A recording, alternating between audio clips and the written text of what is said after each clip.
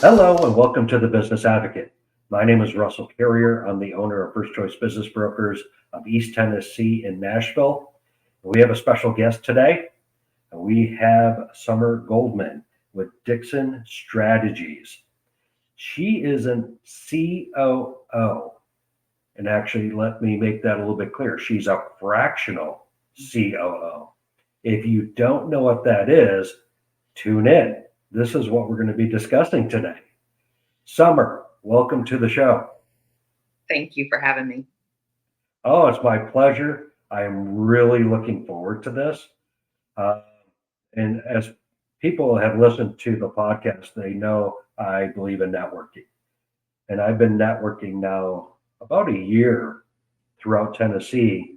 And I've run into fractional CFOs, I've run into fractional CMOs. You were the first COO. What does a COO do? Yeah, a lot, a lot. I always feel like I need to call this out that there are actually on the East Coast and West Coast, it's fairly popular. I mean, there's entire firms of fractional COOs. It has not been as popular. I don't run into myself very much here in the middle of the country. I don't do that. So if you think about it, I really focus on family run businesses and on startups. That's my space. And so it's helpful to understand that to know what a COO does. So really, it's when an organization needs help with their operations. So I define operations as everything that happens from the sale closed to the system or the product or service delivered to the customer, right? So an Okay. operations leader, a COO, makes sure that the structure is in place, the process is in place, and the systems are in place for everything between close of sale to delivery of product. Okay. So when you say close of sale or delivery of product, Mhm. what do you specifically mean? Mm, good question. So that there's a commitment made to the customer to deliver something. That to me is the close of sale. The customer has agreed, I will pay this price for this much product. So the agreement's made.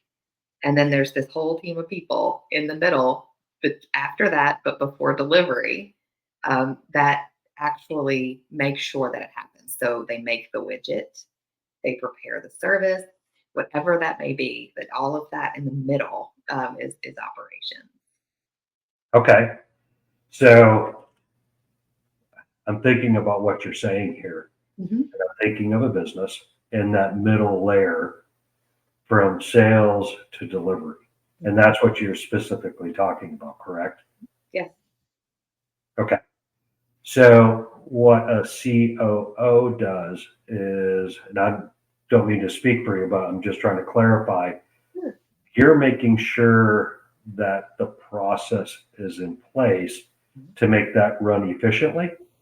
Yes, the people. So it's three things. It's not just process, but making sure that the people are in place, the process is in place, and then the systems in place. Okay. So I heard three things: Mhm. people, process, and systems. Okay.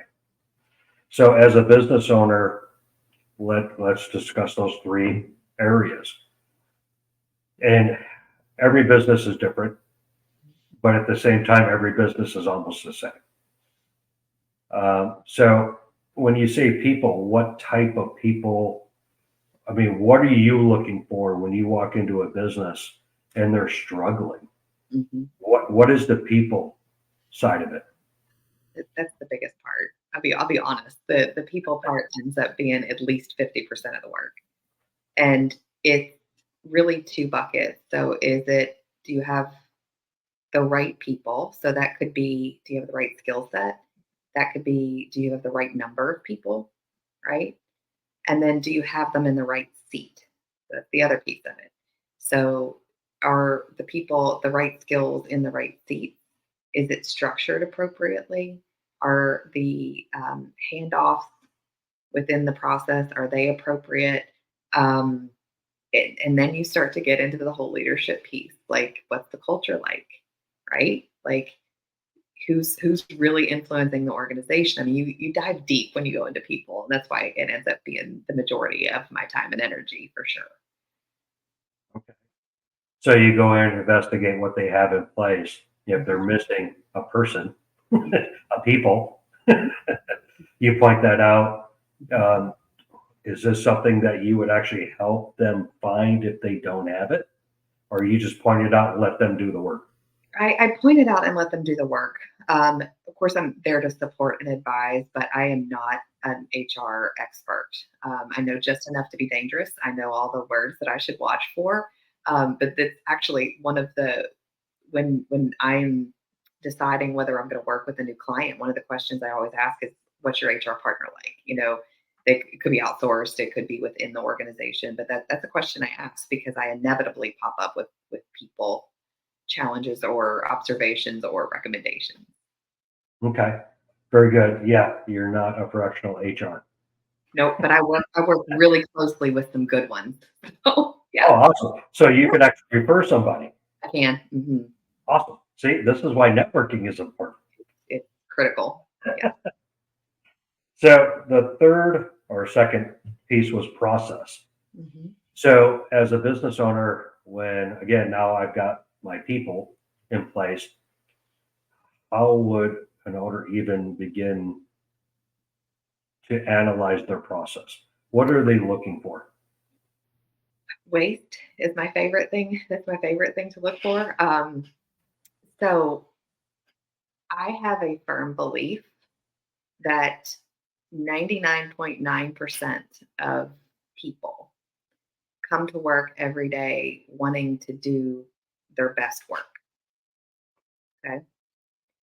And so if that's not happening, right, if there's a failure, if product is not delivered in full on time, if a service is not delivered in a way that a customer has expected it to be, that there's either a performance issue or there's a process issue. And I tend to lean toward process issue because I know that people come to work. They don't come to work in the morning going, I really want to screw this up, right? They just don't do that.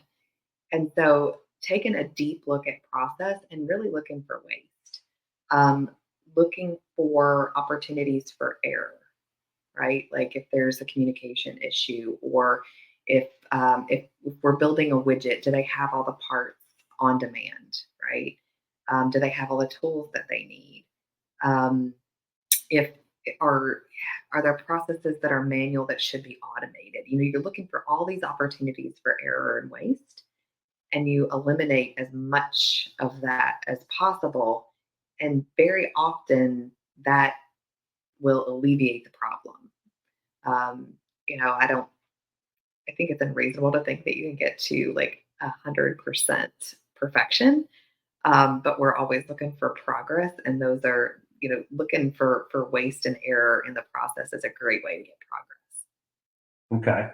So we're not going to achieve 100%, but you're going to get as close as you.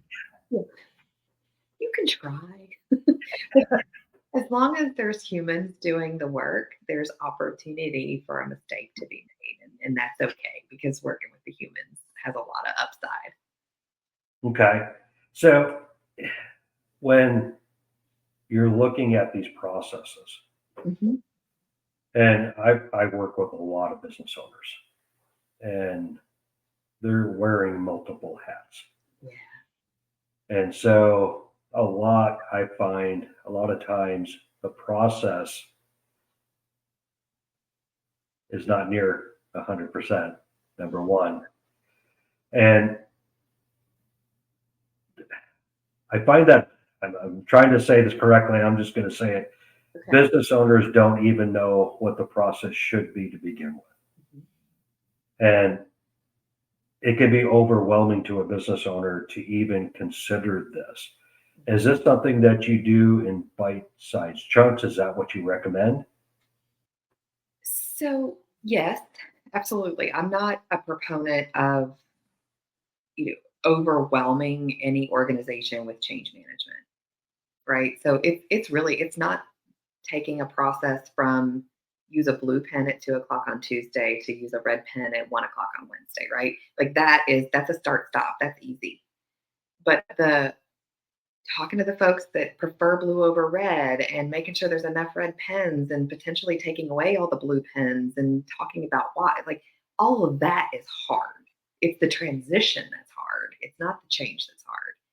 And so, to the extent that you can take things in chunks, I think that, I would always err on that side. Look for dependencies, have a strategy about what change should occur first.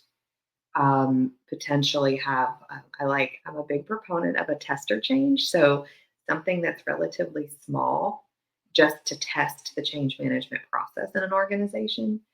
But more than considering how much change to go through at one time or like how many processes to improve at one time. I think it's critical to consider the culture of the organization. You got to really think through the culture to me is just like personality, right? Like I know my personality is to move really, really quickly, not get too bogged down in details, right? And so if I'm working with an organization that's like that has a high sense of urgency, that they struggle with detail. So I would know that, okay, we really need to elevate the changes that are going to allow them to go faster and to automate as much as possible, right? So like you would pick that first. So I get a little geeked out over this, Russell. So I can go deep fast. Well, that's good. That means you love what you do. I do. So we talked about the owners having trouble with change. Do you find that the people, the employees, have trouble with change? Everybody has trouble with change. I don't care who you are, because at the root of, and this is going to sound very dramatic, but it's like you almost have to say it in a dramatic way to get people's attention. There is some level of grief when you let go of the way you've always done it, even though you hate, for example, a checklist. I hate paper checklists, but there is some pain in moving from a paper checklist to trusting a system, a computer program, for example. There is pain in letting that go.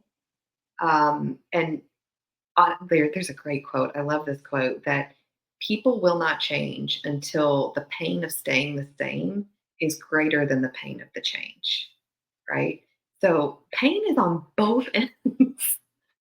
And so we're all wired to resist it, and that's okay. That's awesome. I love that quote. Mhm. So let's move on to systems.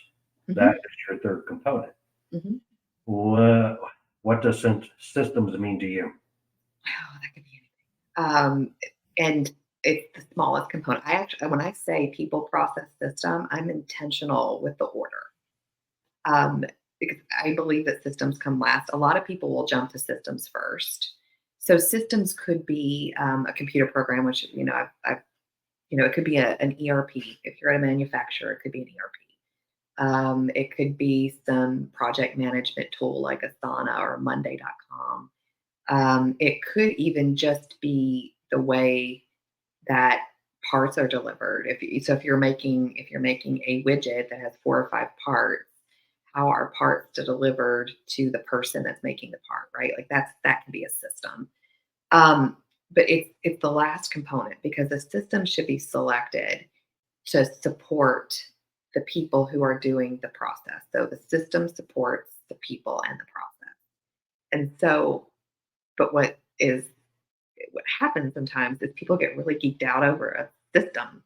They think the system is going to solve everything, and that's not the case. It's the people and the process that solve the thing, and you find a system that supports that. I couldn't agree with you more. Um, I had a service business when I lived in Florida, providing window screens and door screens. Okay. And we had approximately 1,000 different parts. Mhm. And I got all geeked out in QuickBooks. Yeah. They had this assembly management inventory where you could truly geek out to put pieces and parts together. Mhm. And so I spent months putting this together. Mhm. What I didn't put in place was the process. So there was a disconnect. And this is where I wish I had you, because we would get the order and I would actually stamp out a build list of everything that needed to be provided to the customer for the technician to go install it. The Mhm. problem was the technician didn't know where all the parts were. Right.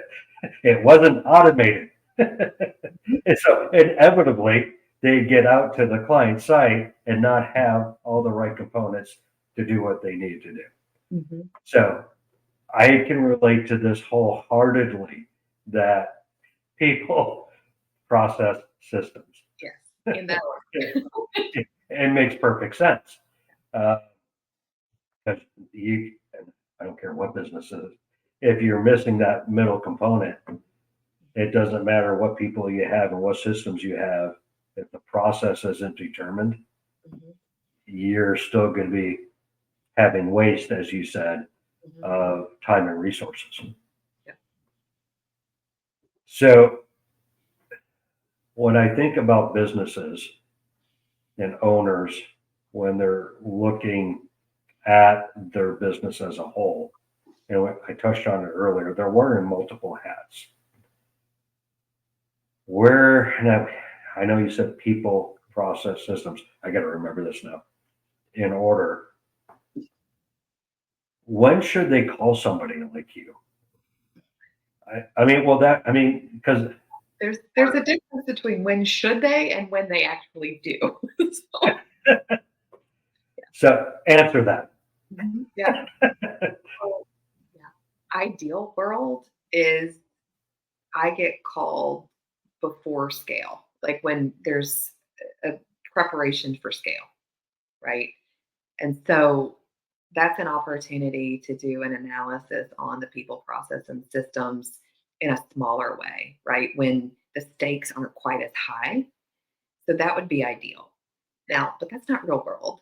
That's not how it happens. There's a couple of things that happen. There's sometimes folks prepare to scale and think that they think that the process that's working today is going to work in the future.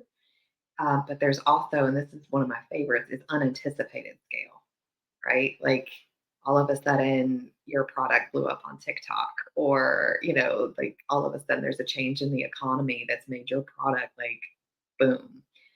And so what really happens is goes back to that quote about pain and change, is that there's got to be some level of chaos before I get called, which is great because the more chaotic, the better for me. But there's some level of chaos before I get called. Okay. So I work with a lot of potential business owners, Mhm. first timers that are looking to buy a business. Mhm. And the more you talk, the more I think that these people should probably be engaging with somebody like you. Mhm. So when they jump into the business, they have these three components in place, knowing, basically giving them a blueprint. Mhm. That's the way I'm looking at it, as to how to be most effective when you actually jump in. Mhm. You agree with that? 100%. Like ideally, I'm pulled in early stage to help avoid. Now, there's some learning on the fly that goes on, especially when you scale quickly. There's some learning on the fly, but ideally, coming in early stage is would be wonderful. Okay. So let's take it to somebody, they just started their business now. I mean, I know the answer, but I just want to make sure the people listening, Mhm. these business owners, you, as Summer pointed out, you really don't want to do this when something drastically happens to make you change. Mhm. You probably want to think about this beforehand. Mhm. And one thing I know as a business owner for over 30 years, business owners don't know what they don't know. So, and we haven't talked about costs and what services like this would cost an owner, but I would think it would be extremely wise as an investment towards your business when you're starting out to bring somebody in like you to Mhm. walk through this to make sure that right from the beginning that you're running efficiently and not having this waste. Mhm. So, how do you get your message out that this is something needed? um, I have been telling my story. I've been doing this for a couple years now, and I've been telling my story for a couple years. And I've never, every time I've said what I do, the response is always, "Oh my gosh, every, I needed that when, or so and so needs that," or it. The need is there. Which I mean, I've built a business and kind of bet my whole professional world on the fact that the need's there. So the need's there. One piece, I just want to circle back to this because this is interesting. Because you're right, business owners don't know what they don't know. Even in my situation, I don't know what I don't know, right? But there's a lot that they know that they don't see anymore, and that's actually how I describe what I do, especially in the early stages. I describe very often. I think think of a spaghetti jar, right? So you've got the sauce on the inside and you've got the label on the outside. Well, the business owner is in the sauce. They're inside the jar. They're making the sauce. Everything of value is inside the jar. But because they're inside, they can't see the label.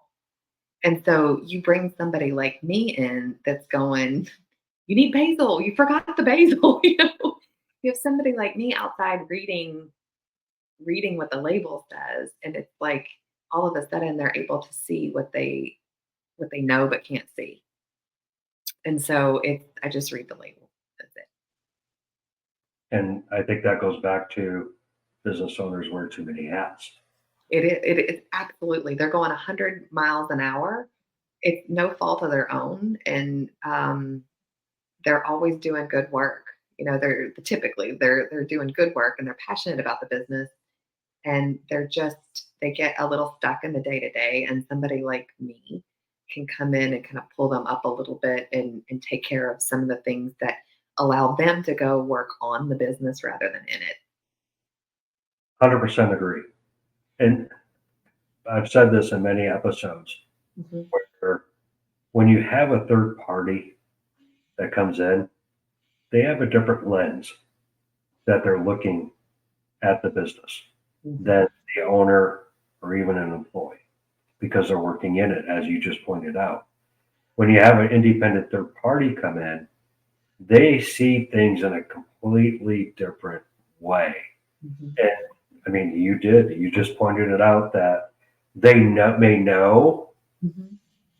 what needs to be done, but they're so busy with everything else, they can't see it. It's what Mhm. the forest through the trees Yeah. scenario. So to give everybody an idea, Mhm. because I always hated this when I listen to podcasts or watch videos and nobody discusses price. Mhm. Yeah. What does a service like this typically cost? Yeah. And you're probably not going to like my answer because it depends. It depends. So there's a couple different products that I offer. One is the actual fractional work.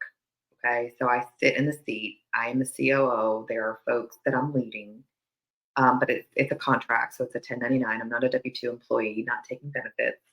And that is typically either short term or part time. It's very, very often part time. So there's that piece that is typically a flat monthly fee. Okay, and it really depends on the amount of energy and expertise that I have to use in that role. The second one is where there's an operations person in place. So it's somebody's in place and they've started to scale really quickly, and they realize that this operations person just hasn't had enough time to develop their skill set to really support the scale of the business. And so in that one, I come in on the behind the scenes and I just work with that operations person. We'll do a gap analysis on their skill set, figure out which thing we need to work on. It might be, how do you manage multiple projects? It might be, how do you write a good KPI? How do you take a look at processes and get process documents in place? And so there's the tactical piece. There's a little bit of leadership development because there always is. And that piece is that's typically a smaller fee. Like it's not as because it doesn't take quite as much energy and expertise on my part. And so that is either done monthly, and occasionally that's done at an hourly rate, like you would pay your accountant or an Okay. So I am going to nail you down a little bit more. attorney. You Range. keep trying. Well, just a range. If you're there more on a full-time, well, on your first scenario, not really full-time, but in a more substantial way, are we looking at $10,000 a month, $20,000 a month, $50,000 a month? No, not with the businesses I work with. So I work with, if I was working with multi-billion dollar organizations, it would absolutely be 20, 30, 40, $50,000 a month. But I really prefer to stay in the small mid-sized space. And so for me, that looks like that would be a range of, say, thinking in my head, 6 to 12,000 a month. Okay. Again, it just depends on the energy and expertise, and that's for the fractional COO piece. That would not be full time. That would be absolutely part time. And then on the piece where it's more consulting in the background, you're looking at roughly half that. Okay. So that gives the people listening an idea, ballpark, right? Nobody knows it. And I think everyone, if they don't understand, they need to do a little homework. Anytime any kind of consultant comes into a business, they don't know what they're getting into. So the actual cost will vary. So there's your disclaimer. Yep. So Summer won't know until she actually meets you and see where her time is going to be allocated and how much work needs to be done. Yeah. But at least The beauty of a fractional, though, is because it does, I think sometimes people, well, actually, no, I haven't had a lot of folks be super surprised at the cost. But the beauty of a fractional versus hiring somebody into the spot is you can get rid of us a whole lot faster. So if, if for some reason I'm not performing, this has not been the issue. This has not been a problem so far. But if for some reason I'm not performing, then, then we end the contract. And it's a quick pivot. So it's a good place to be. excellent. As you just pointed out, you're not hiring somebody, so you're not dealing with all the HR issues, bringing in an independent third party. You can terminate and move on and find something to do if necessary. Mm-hmm. So we covered the 3 steps. We covered a little bit of a range of what this would cost an owner. Any other parting words or advice that you would give a business owner today? We could talk for hours about that. I think if one of the things that pains me a little bit in both in several of the projects that I have going on and the hats that I wear is when business owners suffer in silence and isolation. And if you're a business owner and you're frustrated right now, or you have a problem in your business that you're trying to solve on your own, that you don't have to. There's people like me, there's people like Russell, there's peer advisory groups, there's all kinds of communities. Like, don't try to solve everything on your own. There's lots and lots of options, and there's tons of people out here like me and like Russell that want to see your business thrive. And so we're here. You just got to ask. That's awesome. That's awesome advice. Something just occurred to me, and because as you talk, I'm thinking believe it or not, it can do two things at once. Um, so I'm just going to throw out a number. Let's say it's $6,000. Mm-hmm. To some businesses, I mean, that's a lot of money. It is. Is there ways for them to, I know this is going to sound weird, but finance that?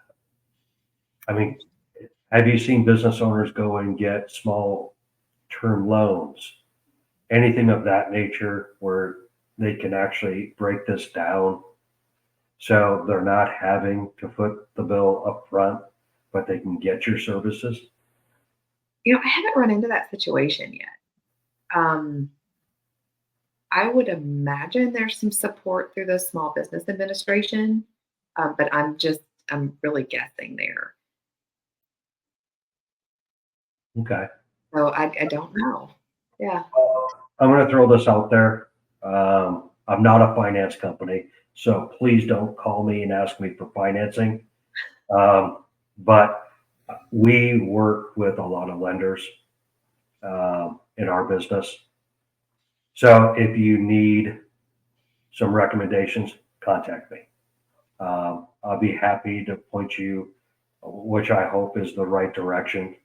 At the end of the day, this is what this whole podcast is about, is we're here to help business owners as much as possible. So if you run into a situation, you want to hire Summer and it looks like that cost might be too high for you, reach out to me. Ask me I'll do my best to help you find some way to make this happen. That I will promise you. Will it be 100%? No, but I can promise you I will do my best. One other thing I want to point out is there are a lot of people online that are offering advice in this arena. Be careful. Mm-hmm. Shop local. Find a person that's close to you that you can actually go and meet with, get to know them, and use somebody local. I know I've run into this. I've hired firms over the internet, and it never seems to work out. Mm-hmm. When you're spending money to improve your business, the last thing you want to do is waste it on somebody who is not going to be there for you. So my last little word. Yeah, Bristol, I have to echo that because there's a lot of ways to develop content right now that sounds really good. And I have content that I use. But don't if you're a business owner and you're considering hiring someone like me or something, don't be afraid. I'm never offended if you ask for my resume. Happy to provide it to you. I'm not offended if you ask for references. I'm happy to connect you to some of my former clients.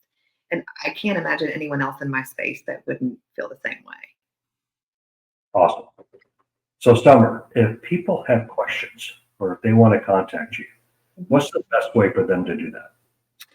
Either via LinkedIn. I'm pretty active on LinkedIn. So you can search Summer Dixon, Dixon Goldman, or just send me an email.